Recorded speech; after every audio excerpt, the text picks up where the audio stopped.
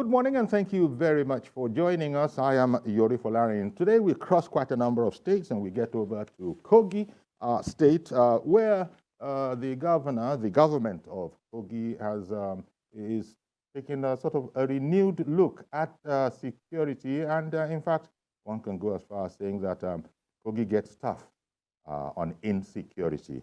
Our guest this morning is Honorable Kingsley Fanwo, the Commissioner for Information and Communication. A fine morning to you, Commissioner. Thank you very much, Mr. Falari, and thank you. Good morning. Indeed. Okay, then. Well, Kogi, has been at peace. It hasn't had very much by way of, shall we say, undesirables, by which I mean that, for instance, health-wise, you guys up there, I don't believe the first case of COVID is yet to be reported in Kogi, for instance. Or has anything changed? Yeah, why people were busy talking about COVID-19 and investing heavily on COVID-19 to look for what has not gotten lost. Kogi was busy improving of its healthcare infrastructure across the state. As we speak, the reference hospital in Okede, which is going to be the best in the country. When I say the best in the country, I mean the best in the country, far better than the best that we have in Lagos and some of the A-list states. Because of the facilities and the kind of structure we have put there, to stop people from going to Germany, to England, to US for medical attention. So they can always come to Kogi State. That's what we have devoted our time and invested our resources to achieve. We are not just having only that, we have been able to remodel the state specialist hospital. If you get to Lokoja to see the specialist hospital now, you will not be able to recognize it again. So it has become a brand new hospital that will be able to provide healthcare services to the good people of the state. We are conscious of the fact that we are bordered by about 10 other states, and we have to provide healthcare services to all of these states. So that's the reason we are investing so heavily on health infrastructure across the state. At Gegu, at Isondu, at Ida, everywhere in the state, you have new hospitals springing up, and they are state-of-the-art smart hospitals that will be able to cater for the healthcare needs of our people. So while they were concentrating on COVID-19, we are very much aware of the fact that we have a lot of other issues that strengthen our healthcare than the COVID-19 that they were trying to promote and highlight. But that's why we have concentrated and devoted a lot of resources to be able to put all these things in place. Okay. Well, it's good to hear. And of course, health is an aspect of security. There is health security as well. But the security that has been concerning the governor in recent times, that has brought about a number of, shall we say, fresh orders or stipulations, it's probably as a result of what you've just said. You're surrounded by so many states. I wonder if that has an effect on security. And I'm talking about the unfortunate murder, shall we say, of so many in uniform in your state. Would you tell us about that, please? Thank you very much. When you, a smart administration, a smart government would be able to look at its location, its challenges, and act in a way that those don't constitute any disadvantage to the state. The administration of Alhaji Yahaya Bello recognized the fact that, sharing borders with about 10 states around the country, south, southeast, southwest, Kogi is just at the center of all of these states. So we, as an administration, when he came, he saw the security situation in the state. Kogi was the cesspit of insecurity before Alhaji Yahaya Bello came. Every day you have reports of kidnapping, and a lot of other criminalities. So when he came, he just checked the what we call the Kogi State Vigilante Service law. to be able to start what we call the Kogi State Vigilante Service in the state. Today, we have thousands of young people who are in the Kogi State Vigilante Service. They stay in their localities, they understand those localities, they understand the terrain of those places, and also we started what we call the Operation Total Freedom and procured over 100 patrol vans to be able to help in surveillance. We also procured a lot of state-of-the-art security gadgets to be able to deploy technology in ensuring security in the state. We also involved local hunters. Those are the people that form what we call the robust Kogi State security architecture. And today, you can say that more than most states in the Federation, Kogi is very safe. And then now, I still want to make something of a connection, if it exists, between health and security. And look at what I'm thinking about. There's a new order in Kogi State that nose masks that everybody wears, as a precaution and as a health aid, to keep from getting infected. Actually, it has been banned, if I understood it properly, in Kogi State, in the interest of security, so that people can be recognized, so you know who you're dealing with. Is that something of a double-edged sword, do you think? Oh, we are not, when our policies are informed by current realities. What they were talking about COVID-19 in the last 1 year or 1.5 years, you realize, you will just think that COVID-19 would have killed all Nigerians or people around the world by now. But I think it has been, we are getting out of the issue gradually, because they don't even talk about it as much as they were talking about it in those days. So it shows that the thing is fading off gradually and coming to the Kogi reality that the governor said at initial, that this is not a big threat. It is not as big as the world wanted us to think this, and also to put all of our resources in managing COVID-19. Now the reality is that people are no longer talking about it. And we realize that in our own state, we have our peculiarities. In our own state, because of the effectiveness of our security architecture, we have people now that are hiding behind all sorts of things to be able to perpetrate criminality in the state. You have some people who they will put on dark glasses and use the nose mask to cover their faces so that you will not be able to know them. They are not concerned about COVID-19. They are hiding under that to be able to perpetrate and foment criminality in the state. And that's why the policy now is that if you know you have COVID-19, go to medical facilities where you will be able to deal with it, but you cannot now use nose masks to disguise and then commit crime in our society. So it is not that everywhere and anywhere they see you with nose mask, you will be apprehended. No, you can use nose mask when you are in a medical facility. You can use nose mask if you are in certain gatherings and you want to protect yourself. It's not a problem. But what we are saying is people who use it and then just hide in places to be able to foment criminality, that is what we are frowning at, and that's what we are guiding against. So like saying that we will not use it in those places to commit crime. Okay, I get what you're saying, what you're explaining. So if I understand it well, to be wearing a nose mask and be walking on the street is frowned at for this time. Yes, definitely. Definitely. Okay. So people have to understand it. Now, the other one, I don't know, maybe I'm going to be sounding a bit controversial here, because oftentimes, we're not talking about morality, we're just talking about, shall we say, democracy. Brothels have been closed down in Kogi State. This is where I was referring to the controversial aspect with. It's the oldest profession in the world. Are you within the law to do that? Because we know of certain areas where they would be bold enough to proceed to court. I don't know if our people have a quote-unquote open eye reach like that.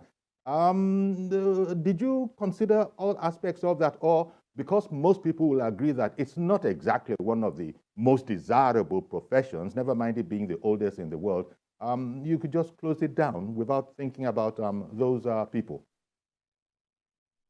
Yes, there are situations and circumstances where you suspend the law, to be able to save lives or to be able to save your own life. If you see an armed robber who is holding AK-47 and threatening to kill you, then you are, as a law enforcement agent, you can fire such an armed robber. The law does not permit you to kill, but in this case, you have to suspend the law to be able to protect society and also protect yourself. When you look at, let me cite another example. Sure. Here. You have all these unions in our tertiary institutions, ASU, and all of that. You would realize that they've been home for over 160 days now, because the future of our generation next is at stake. In Kogi State, having provided for all their needs, the government realized that they still want to be hiding under the guise of unionism to scuttle the future of the next generation. The government outlawed the activities of all those unions on campuses. So while people were at home in the last 6 months, Kogi students are in session. So you can see that at times we need to suspend the law to be able to achieve what we want to achieve. In these brothels and shantel, you realize that a lot of these criminals hide in brothels and also shanties to perpetrate criminality in our society. So in order to be able to control that, we need to close those brothels down so that we can narrow down on those criminals and be able to apprehend them easily. Okay. If you don't operate such brothels where they will hide till 11 p.m., 12 midnight, from which they will now leave to perpetrate criminality, then you'll be able to put it under a very, very serious control. Okay, but it's a security thing, not necessarily a moralistic, religious thing. No. Our decision is based on security. It is not, as you are aware, Kogi is one of the. We are not just mouthing secularity. Kogi is a very secular state where the governor, that is a Muslim, relates very well with Christians, and you don't experience religious intolerance in the state. So it is not about religion. It's not about morality. It's people's choice to patronize those places. What is most important to us is that anything that constitutes insecurity to the people of the state, government will take a very strong decision about that. Okay, and following from the explanation you've made, it might well be a temporary thing. It is, it might not be temporary, because when you look at the security situation in the country now, it is getting a lot frightening. And in Kogi State, we appreciate the effort of government at ensuring security. Other states may not be able to say that. You can see that in the northwest and the northeast, you saw what is happening, and even in the southwest, you saw how a church was attacked, and tens of people were killed on the spot. So the situation is frightening, and security is a dynamic thing. So you need to be taking decisions that will be able to guarantee the security of your people. So I wouldn't say it's a temporary thing. If banning it permanently would add to our security positivity, then we'll go ahead to do that permanently. Okay, Commissioner. Let me take a call now. Mazi Okoroafo has called in from Arochukwu. Good morning, Mazi. Good morning, sir. Good morning, Commissioner. You see, issue of security. It's not, it has nothing to do with religion or religion. When it happens, nobody knows. Even when you go to the war front, nobody knows if it's a Christian or not. But I'm suggesting that there is need for government there, what do they do? All these, our vigilante groups, it's not wise for government to move and the House Assembly to move a law so that this thing will be turned into state police. It will help us because this, when we talk about the state police, community policing, there are three types of policing there. We have state police, we have local government, we have community policing. And these people now, make use of the vigilante. It will help us to secure our environment because in any environment, you know the terrain, you know the environment, you know the loopholes and that. But issue of agreed that we have federal security, agreed. But we should go back to the basics and make use of our own internal security. All these vigilantes, they know more about. That is why when they come, people say, I don't mind them. Those vigilantes are the people stealing. Yes, I agree. Part of them are also bad eggs everywhere. But the question is, the earlier the state government, the state house assembly, move them on to move us, approve state police, is better for us. Thank you very much. Good morning. Thank you very much, Mazi Okura, for calling in. Commissioner Fanwo, did you want to comment on that? Thank you very much. If you are going to wait for the enactment of law for state police, it may not be able to be helpful, be handy in this fast growing rate of insecurity in the country. So I think smart states like Kogi have been able to navigate the situation by having a bill passed into law, setting up the state vigilante service.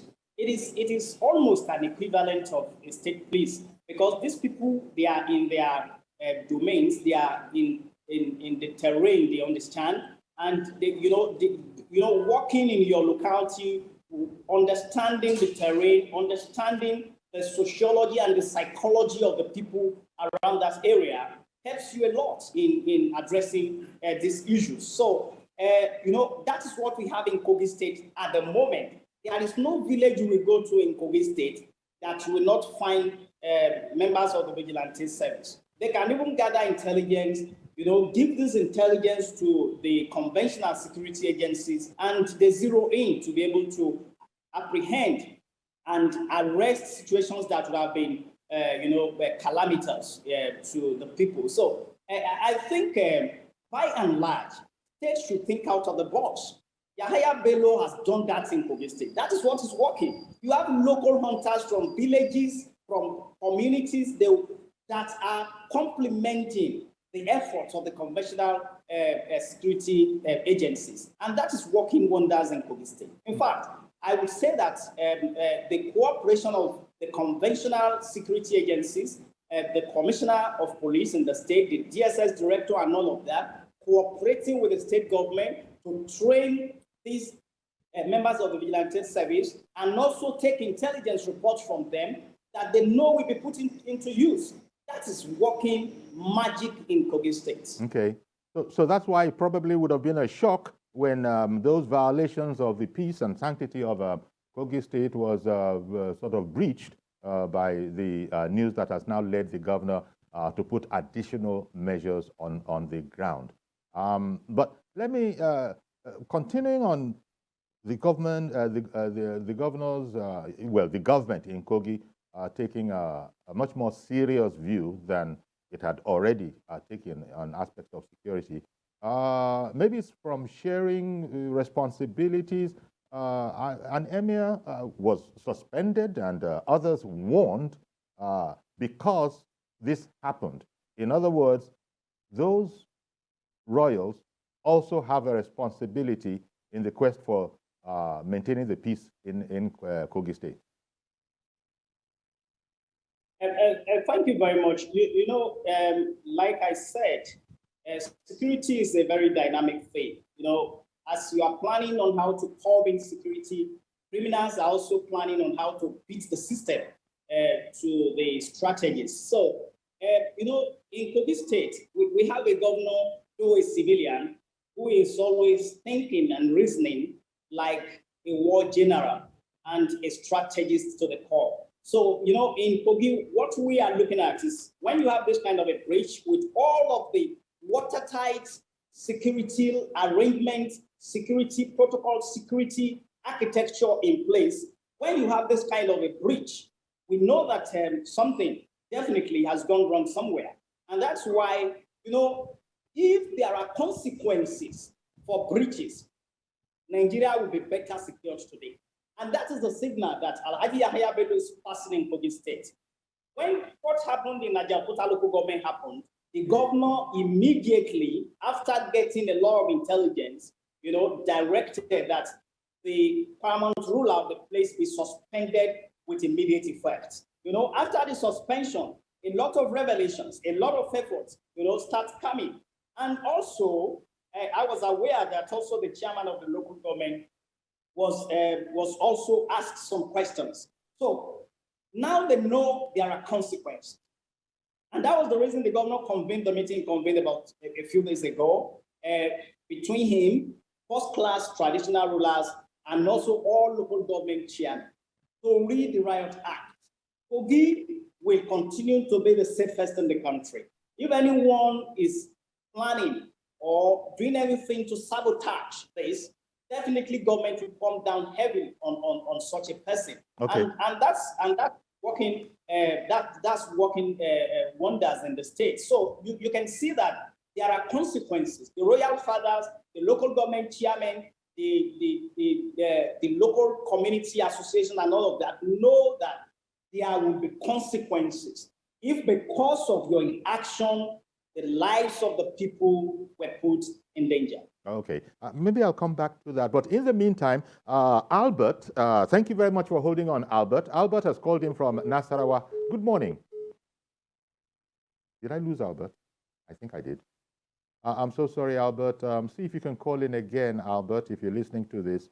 I wanted the commissioner to land, and in the meantime, I hope it wasn't that you ran out of credit. Okay, in the meantime, let me quickly come back to what I was saying, the Ajaokuta situation. You said, Commissioner, that following the suspension of the royal father, and not just him, also the chairman of the local government, revelations came to the fore. Are you at liberty to share with us any, what aspects of it that can be shared that sort of show what you are saying? Because it probably will be news that we can understand vicarious liability, but that following the suspension, facts emerged that hadn't hitherto been known. Can you share any of that with us?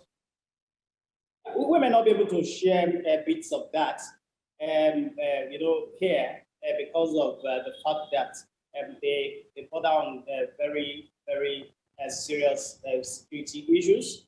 But the law enforcement agents, the law enforcement agencies are on top of the situation, and they are processing all of those information at the moment. And that's why you can say that their peace has completely returned to the state as it has always been. Mm-hmm. So let's leave that to security agencies to deal with, while we just assure the people that government is on top of the game of security in the state. Okay. I want to assure them that they are very safe. Okay. So Ajaokuta local government, it became a flashpoint. Even the chairman, so what's going to happen? Are there going to be replacements in an acting capacity because there must continue to be some sort of governance in those areas at the grassroots level? The governor is a law-abiding governor. The governor is a Democrat who will not do anything that contravenes the Constitution of the Federal Republic of Nigeria. What we can do as a government is to prompt the people and prompt the system to be able to ask questions. We are not interested in acting ultra-biased. We would ensure that we follow constitutionalism in all of the actions of government. And I want to assure that that is exactly what the administration of Alhaji Yahya Bello is all about. So just to check, the Ohi of Gonyi, if I'm saying it right, in the Ajaokuta Council area, His Royal Highness Alhaji Musa Achuga, is he still in detention? Because the reports were that he was arrested and detained. Thank you very much. I may not be able to say specifically that right now. I would also make my findings concerning that. I don't have that information right here.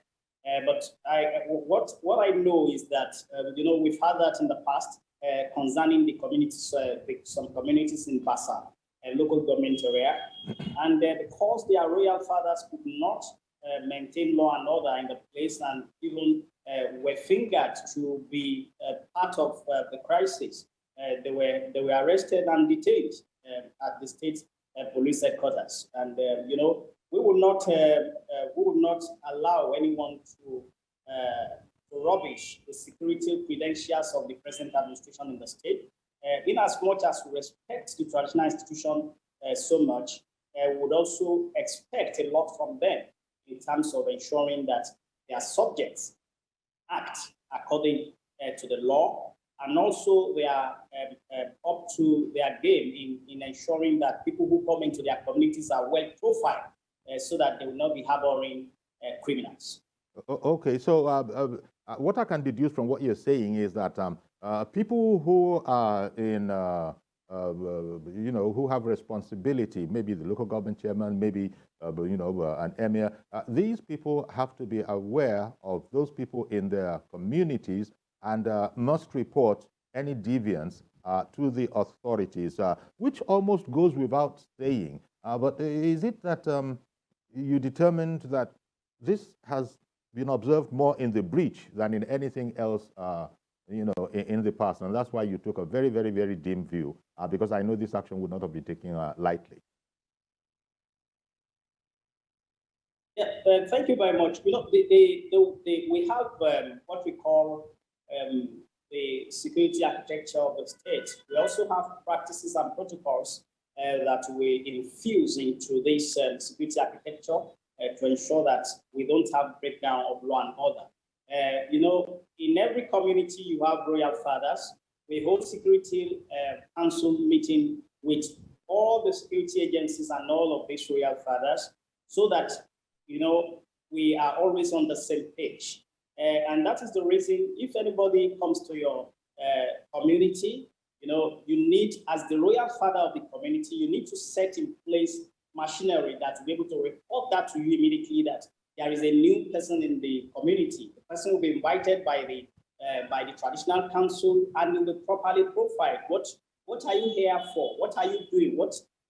It's properly profiled, so that you will not just be harboring criminals who will just sneak into communities and in the dead of the night will just start fomenting trouble. So they have a responsibility. And that is why they are royal fathers. It is not just about the titles, it is also about the responsibilities to ensure that their domain is free of crimes and criminalities. Okay, this time we're talking about Ajaokuta local council area, and the matter is very much in hand, as you've been explaining. But I wanted to ask about other areas in Kogi, which, you've told us, and I think nobody is going to argue that it's quite a peaceful state. But I wanted to ask, in terms of security, are there areas that you consider require a bit more attention than the others? The kind of thing police people call hotspots in Kogi that require, special attention? Because of our location and because of our geography as a state, we have places that are usually referred to as flashpoints. We are not conceding any of these to the criminals, because as a government, this administration under the leadership of His Excellency Alhaji Yahya Bello has done enough to be able to combat and also to be able to record a lot of successes against criminals in the state. But it is not also to say that we don't have some flashpoints in the state.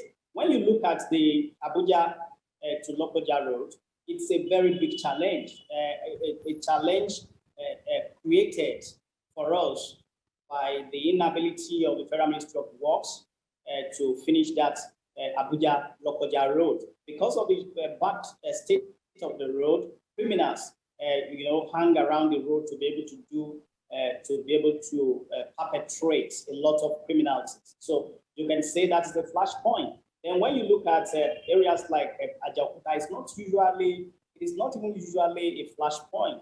But when you look at places that share borders with our neighboring states, some of these criminals just come in the night to perpetrate crime and also get out of the place. We talked about it when we were having conversation around the Bassa crisis a few months ago, because some of their kings from Nasarawa usually come into the state to come and fight on their side and all of that. So all of these have been put into the dynamics that we are putting together to be able to combat insecurity in the state. So there are flashpoints. We are not conceding any hotspots to the criminals. As a government, as an administration, the governor is doing everything possible within the ambit of the law to ensure that there is safety of lives and property in this. Okay. Now, this incident that went tragically wrong, there's a sense in which the citizenry needs to be commended because, according to reports, it is citizens that reported to the police that some people were suspected to be using their farms as bases for criminals to launch operations from. This is what made the police authorities raise a team that included, unfortunately, 3 cops that were, ambushed and murdered by them. So would you say that you're satisfied with the involvement of the citizenry, even though this went tragically wrong, but at least they reported it rather than look away? And can anything be done to further help that whole effort and not make people back away? Let me say it here with full authority that we've averted a lot of situations that would have been so devastating because of the cooperation between the government, security agencies, and the citizens of Kogi State. When the security architecture built by Alhaji Yahya Bello is such that it is owned by the people take ownership of the security architecture. When there is security, the people benefit it. When there is insecurity, the people suffer from that insecurity. So it is their own. And what government can do is to provide an environment, is to provide the facilities, is to provide the enabling strategy and all sorts of architecture to ensure that the people are safe. The people have cooperated so much with our government, the volunteer intelligence to the government and all of that. And also in some communities, people constituting themselves into what we call the local vigilante to be able to help in apprehending criminals and gathering intelligence and all of that. So the difference between what is happening in Kogi State and in other states is that our people have taken ownership of our security architecture. And they are the ones that are driving it, with the support and cooperation of the government and security agencies. Indeed. And now, as you said, your governor, Yahya Bello, he's very up and doing, very conscious, and he swung into action immediately, has taken some far-reaching actions. Is there a need at this stage to call for outside help to, if you want, I don't know how, maybe I shouldn't use the word blanket, to blanket the state with security so that these ne'er-do-wells see that it's too tight for them in Kogi, and maybe they'll want to move out, and in moving out, they'll find that exactly the situation Kogi has set up is what they will find where they want to move out to. In short, let there be no safe haven for these people. Do you think Kogi could use some help, or are you quite self-sufficient in relation to what can be done? Yeah, I think that one of the, for you to succeed as a leader in combating insecurity, there is something you call presence. That is what is working for Kogi State. We have a governor that is strategizing with security chiefs. We have a governor that's in touch with the traditional rulers, with local government chairmen, with community leaders.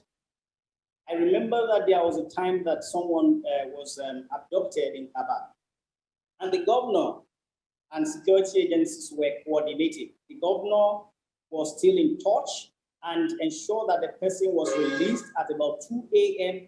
in the morning. he did not sleep for 2 days.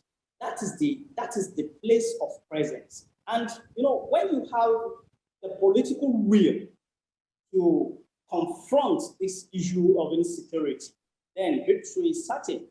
It behoves so much on political will. Are the leaders really interested? Are the leaders really ready to ensure that security agencies do their jobs in such a way as to ensure security of lives and property? These questions are very germane. And in Kogi State, you have a governor that is on top of his game and ensuring that he leads the process of ensuring security in the state. He's not leaving it to anyone. He's not rushing and crying to Abuja to be helped. He stays there to ensure that it is dealt with. There was, I think last week, there was this issue of a bomb scare in Kogi State. We just tried not to beat a lot of drums around that.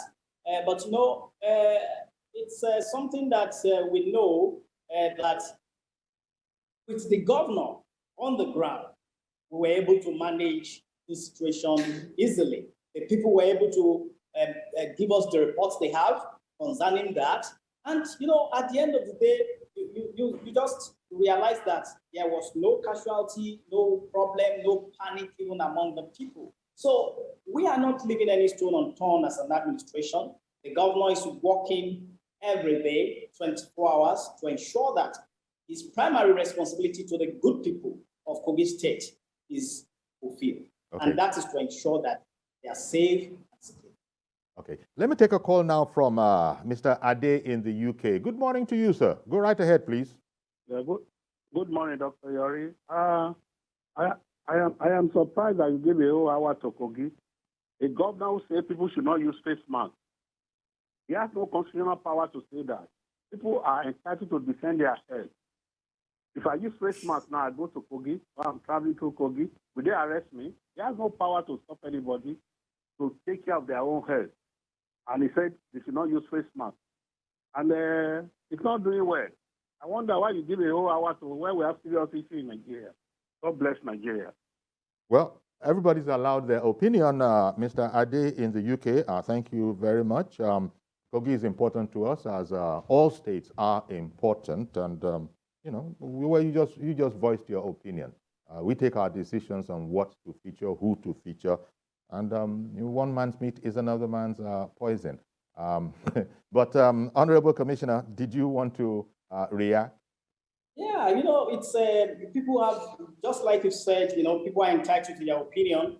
And as a state, as a government, as a people, it is not just about our government. As a people, we had and still have an idea of what COVID-19 is. That is not even a subject of debate now. The world, Nigerians, Kogites, they've seen everything we talked about that time, but that is not even the issue. The issue now is the use of nose masks as it affects the security of the people. It is not that when you just wear nose masks, people will just get you arrested immediately. That is not the situation. A lot of things would have to, be put into consideration. There must be a very strong suspicion before the person will be asked questions. So it is not, the governor is not saying that you are out, it's outlawed. No, that's not what the governor has said. What the governor has said is that the people who use nose masks, who hide behind nose masks to perpetrate criminality should be apprehended. I think, a lot of these are people, whether they are in Nigeria or abroad, need to be well educated about these issues. They do not have proper information, orientation, sensitization, and education about these issues, and they need to be able to do that. Talking about Kogi State, Nigeria is currently, learning from Kogi State. What we have been able to do to ensure security, what we have been able to do to ensure that our healthcare infrastructure are upscaled while people were crying about COVID-19. We were busy improving on our medical facilities in the state. So it is a very important state that Nigeria should learn from. Okay. Tell me, Mr. Commissioner, about the there are various aspects of this unrest. I was going to go to the matter of, we talked about outright criminals so far. Are there tensions in Kogi as well with cattle herders? Because often in other areas we've seen that this has led to some tension that has disrupted the peace. Anything like that that your government has been able to sort of resolve or get on top of in Kogi State? You know, in every society you have disagreements. Even when you have a community of heterogeneous people, you still have a lot of disagreements that are resolved. What's most important is to have a mechanism for resolving these issues. And like I said, in our place, why people were thinking that, why people were trying to criminalize the Fulani tribe, we do not believe in that. We believe that every tribe, every ethnic group in the world has criminals. There are criminal elements in every ethnic group. So the Fulanis are not, they are not exempted from that. So they also have their criminal. They also have criminals too. And when you have these disagreements, our communities have a robust platform to be able to address some of these issues. For instance, the heads of the Fulani headsman in the community is invited, periodically to address the traditional council. So they know who to hold accountable if there are breaches. So these are some of the things that, other states in the country should learn from. That's why we are not having the kind of bloodbath that you have in other states in Kogi states. Okay. As part of the getting tough measures, even chairs of local councils, I understand, now will be required to, they just can't move around going about their business without informing authorities as to, the nature of their movements. Is that correct? I didn't get the question properly. That chairmen of local councils now also have to inform, shall we say, the governor's office, or I don't know, the authority, that they need to inform of their movements, as opposed to getting up on their own initiative and going without necessarily telling anybody about it. Is that aspect? The chairmen of the various local government councils are the chief security officers of their local government. What we've discovered is that there are some local government chairmen who do not stay in their local government. So if you are the chief security officer of a local government and you are not there, how will you be able to talk about the issue of security in a place that you've decided to stay away from? By contesting to be the chairman of a local government, you've signed up to the fact that you want to stay in that local government, protect the people of the local government, advance the cause of the local government, ensure prosperity in the local government. So you have to stay there to work with the people. I think we need to we need to deconstruct the issue of taking permission, before they could travel out of their domain. What that means is that if you are going out of the local government, there are people you need to tell so that they know that you are not there and be able to fill the void. And that is very much important. And it should be with very cogent reasons. I remember that even before this administration, when Kogi was in deep mess as it relates to security, there are some local government chairmen who permanently reside in Lokoja. They don't even go to their local government. They just stay in Lokoja, wait for the allocation to come. But under this administration, that is not the case. But we still find one or two people who find it more convenient to stay outside of their local government than in their local government. So I think that relates to them. So effectively, you are saying, Commissioner, that there are some absentee chairmen. They got themselves in office, but don't necessarily stay in their areas of the duty? Yeah, not so pronounced right now. Not so pronounced right now. Unlike what we used to witness before the advent of the present administration, where some of them live permanently in the state capital. But now we still have a lot of them that travels a lot out of their local government. And with the security situation in the country now, there is higher demand, there's a higher responsibility on the chairman to stay in their domain to ensure, to be able to direct security strategies to ensure the security of lives and property in their councils. Okay. Now, Commissioner, we're on the home stretch, so to speak. Since we got a caller who it was his opinion that Kogi is not doing well, whatever he means by that, are there areas that you felt if only he knew about those, he wouldn't be, people wouldn't be saying those kind of things? What would you want to highlight, Commissioner, as some of the things that people need to know about Yahaya Bello's, what is the word now? Yeah, thank you very much. When people say Kogi is not doing well, then you ask them questions on, as to in what areas do you think Kogi is not doing well? Most of them rely so much on hearsay to pass their judgment on Kogi State. They kept talking about the fact that the governor has not done anything. When they saw the reference hospital and the hospitals that are springing up, when they saw the first ever flyover in the history of the state at Ganaja, and also the roads that are, that have been completed or ongoing in the state, some of them are forced to go back to the social media to apologize to the governor. Is actually one of the best governors in Nigeria. And on TVC, we have what we call Confluence Today. And it is a documentary on weekly basis where we showcase some of the achievements of government.